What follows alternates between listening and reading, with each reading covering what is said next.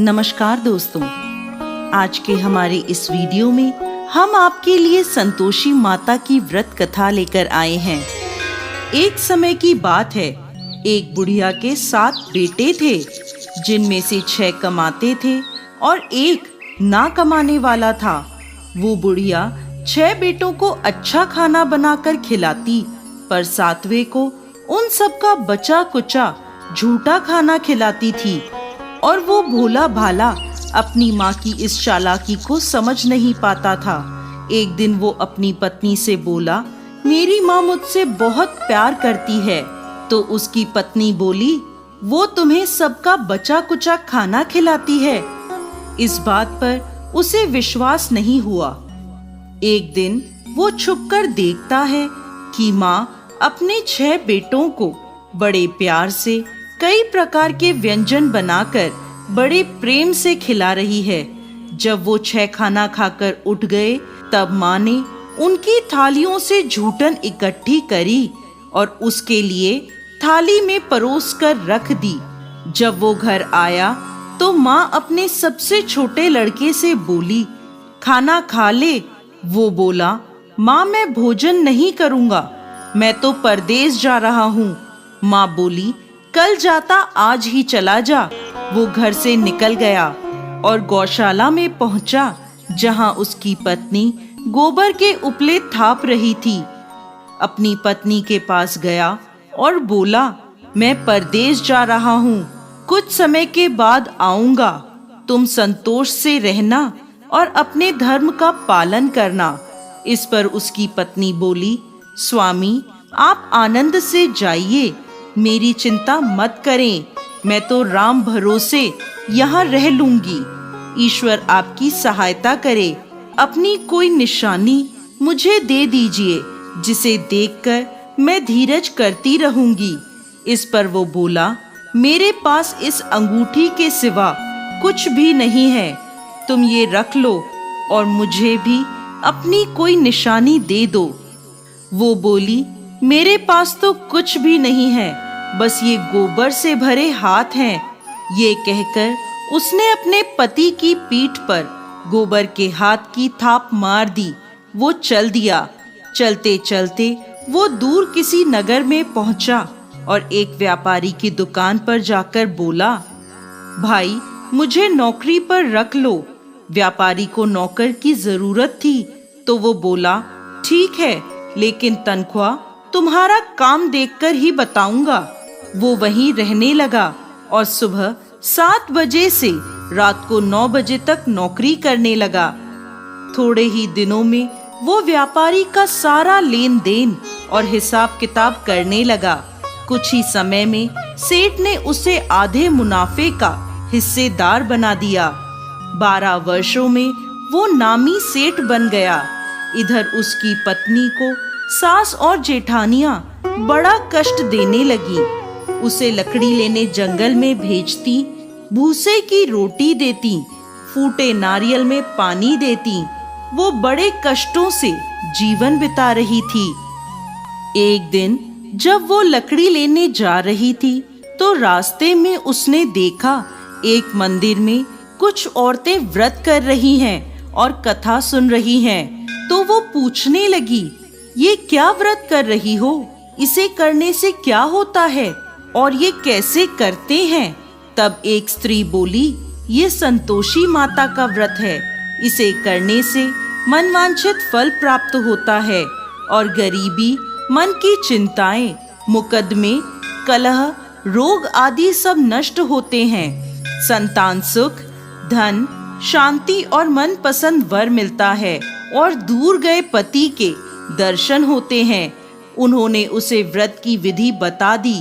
उसने रास्ते में सारी लकड़ियां बेच दी और उन पैसों से गुड़ और चना खरीद लिया और व्रत की तैयारी कर संतोषी माता के मंदिर में पहुंची और माता से दुखी होकर विनती करने लगी, माँ मैं अज्ञानी हूँ और बहुत दुखी हूँ, मैं आपकी शरण में हूँ, मेरा दुख दूर करो माँ। अब वो हर शुक्रवार ऐसा ही करती। एक दिन माता को उस पर दया आ गई। एक शुक्रवार उसके पति का पत्र आया और अगले शुक्रवार पति का भेजा धन उसे मिला। अब वो माता के मंदिर में गई और उनके चरणों में गिरकर रोने लगी। बोली, माँ, मैंने पैसे कब मांगे थे? मुझे तो अपना सुहाग चाहिए। मैं तो अपने स्वामी के दर्शन और सेवा करना मांगती हूँ। तब संतोषी माता ने प्रसन्न होकर कहा, जा बेटा, तेरा पति जल्द ही आएगा। वो प्रसन्न होकर घर गई और कामकाज में लग गई। उधर संतोषी माता ने स्वप्न में उसके पति को पत्नी की याद दिलाई और घर जाने को कहा। वो बोला, माँ, मैं कैसे जाऊं? परदेश की बात है, लेन देन के कई हिसाब बाकी हैं। माँ बोली, सवेरे उठकर मेरा नाम लेकर घी का दीपक जलाना और फिर दुकान पर बैठना। सवेरे उठकर उसने वैसा ही किया। देखते ही देखते सारा लेन देन साफ हो गया और धन का ढेर लग गया। वो खुश होकर घर की ओर रवाना हो गया। उधर उसकी पत्नी रोज लकड़ी लेने जाती और संतोषी माता की पूजा अर्चना करती। एक दिन वो बोली, माँ, आज ये धूल कैसी उड़ रही है? माँ बोली, बेटी, तेरा पति आ रहा है। तू लकड़ियों के 3 ढेर बना, एक नदी के किनारे रख आ, एक यहाँ रख दे और तीसरा अपने सर पर रख ले। तेरे पति के दिल में इस लकड़ी के गट्ठर को देखकर मोह पैदा होगा और घर जाकर आवाज लगाना, सासू जी, लकड़ियों का गट्ठर लो, भूसे की रोटी दो और फूटे नारियल में पानी दो। आज मेहमान कौन आया है? उसने वैसा ही किया। घर गई, आंगन में लकड़ियों का गट्ठर रखकर बोली, सासू जी, लकड़ियों का गट्ठर लो, भूसे की रोटी दो और फूटे नारियल में पानी दो। आज मेहमान कौन आया है? ये सुनकर सास दौड़ी दौड़ी बाहर आई और अपने कष्टों को भुलाने के लिए कहने लगी, बेटी, तेरा पति आया है। आ, मीठे भात का भोजन कर और गहने और कपड़े पहन। इतने में उसका पति बाहर आया और उसके हाथ में अपनी दी अंगूठी देखकर माँ से पूछने लगा, माँ, ये कौन है? माँ बोली, बेटा, ये तेरी बहू है। पूरे 12 बरस हो गए ये दिन भर घूमती फिरती है, कोई कामकाज भी नहीं करती, तुझे देखकर नखरे कर रही है। वो बोला, माँ, मैंने तुम्हें और इसे दोनों को देख लिया है। अब मुझे दूसरे घर की चाबियां दे दो, मैं उसमें रहूंगा। माँ बोली, ठीक है, जैसी तेरी मर्जी। और माँ ने चाबियों का गुच्छा पटक दिया। बेटे ने अपना सामान दूसरे घर में रख दिया।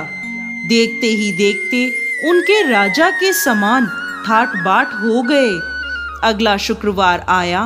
वो अपने पति से बोली, मुझे संतोषी माता के व्रत का उद्यापन करना है। वो बोला, खुशी से करो। वो तैयारियों में लग गई। उसने जेठ के लड़कों को जीमने बुलाया।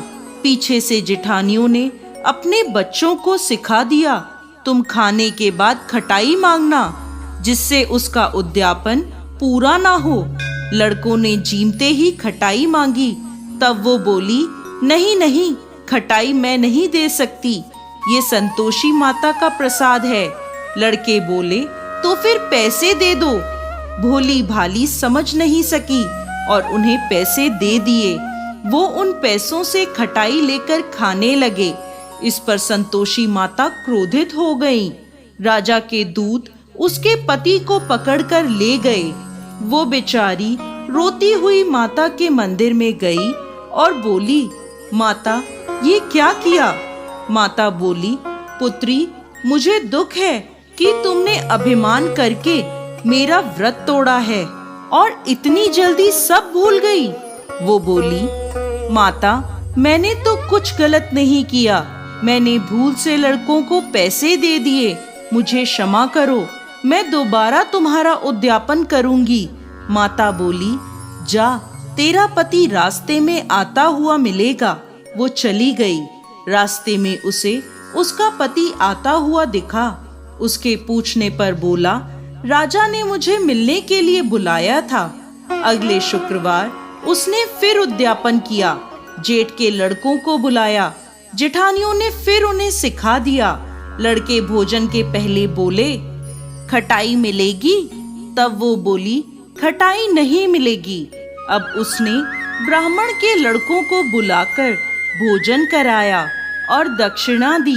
संतोषी माता उससे प्रसन्न हो गईं और 9 महीने बाद उसके चंद्रमा के समान सुंदर पुत्र हुआ। वो अपने पुत्र को लेकर रोजाना मंदिर जाने लगी। एक दिन संतोषी माता ने सोचा, ये रोज यहाँ आती है, आज मैं इसके घर जाकर इसका ससुराल देखती हूँ। ये सोचकर संतोषी माता ने भयानक रूप धारण करा। गुड़ व चने से सना मुख, सूंड के समान होठ, जिन पर मक्खियां भिनभिना रही थी, ऐसी सूरत में वो उसके घर गईं। दहली में पांव रखते ही उसकी सास बोली, देखो कोई डाकिन आ रही है, उसे भगाओ वरना किसी को खा जाएगी। सभी घर वाले भागकर घर की खिड़कियां और दरवाजे बंद करने लगे। तभी उसने ऊपर की खिड़की से देखा तो वहीं से चिल्लाने लगी, आज मेरी माता मेरे घर आई हैं, आज मेरी माता मेरे घर आई हैं। उसकी सास बोली, पगली, किसे देखकर उतावली हुई है, बच्चे को भी पटक दिया। बहू बोली, माता जी, मैं जिन संतोषी माता का व्रत करती हूँ, ये वो माता हैं। ऐसा कहकर उसने सारी खिड़कियां और दरवाजे खोल दिए। सबने संतोषी माता के चरण पकड़ लिए और विनती कर कहने लगे, हे माता, हम मूर्ख हैं, अज्ञानी हैं, पापी हैं। आपके व्रत की विधि हम नहीं जानते।